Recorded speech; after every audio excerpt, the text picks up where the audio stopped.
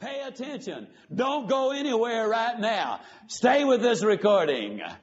If you're not powerful careful with all this new information, you're going to be guilty of gross overkill.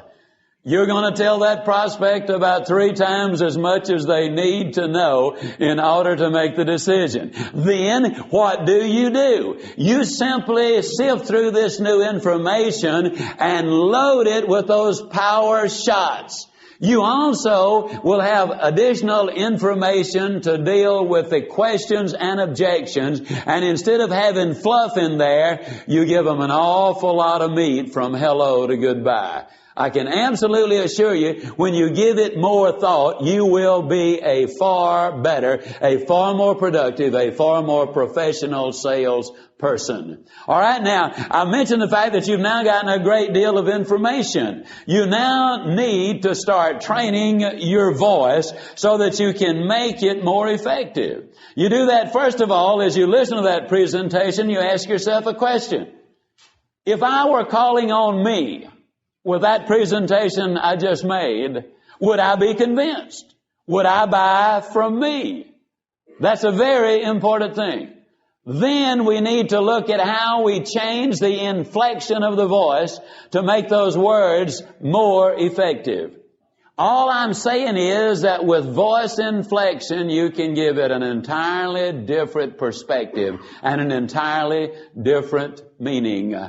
You can tell your child to do something, or you can ask a prospect to do something, and it can either be in love or hate using the same words. But the tone, the inflection of your voice is what makes the difference. And so as we look at the voice inflection close, you learn to do the things I'm talking about. First, by taking that one sentence, I did not say he stole the money. And you need to use those sentences into a recorder until a stranger can listen to them and tell you what those words are saying. Now, you'll have to practice that a number of different times, and you'll have to listen carefully and make it come back. And when you have then done that successfully, now re-record your presentation. With the new voice inflection and the new information, you will discover that in a matter of a month, you can dramatically increase the impact of that presentation.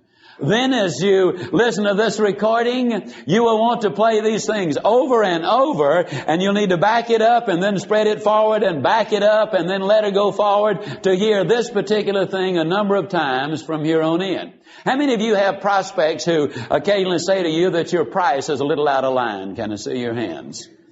I know of very few salespeople who do not encounter that objection. Now, some of them bring it up in one way, some in another. One guy will be dogmatic, that price is ridiculous. You might have an old boy down home kind of a philosopher who will kind of say, well, you folks kind of proud of that stuff you sell, ain't you? Another one might be a little timid or a little hesitant, and he'll say, well, it seems to me that that price is a little high. Now, they're all talking about price, but you handle them in a different way. The prospect who says that price is ridiculous, you simply lower your voice and repeat almost verbatim what they said. The price is ridiculous? Now, that sounds so simple. But you'll need to practice it on your recorder a number of times. What you have done psychologically is you now have moved the objection back over to his side of the table. Now he's got to justify his statement instead of you defending the price. And there is a lot of difference. Now you can use these in social situations, family situations, or any other situations. Ladies, you might beat your husband home if you both work, or if you do not work and he gets home and you've had a tough day, you simply say to your husband, honey, did you want to take me to Alamans for dinner tonight, or would Farfallows be better?